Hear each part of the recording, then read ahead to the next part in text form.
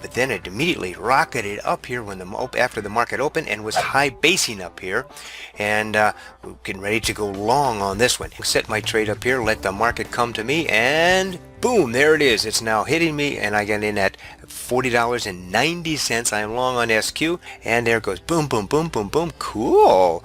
Yeah, let's bring the stop in the money right here, and it's pulling back here a little bit now. And I have my money in the stop here. I'm going to pull it up here just under this 41.50, and it's going up here. It's going up here. Well, now it's just steady on up here. And now look at this. It's starting to form. I drew this in while I was trading.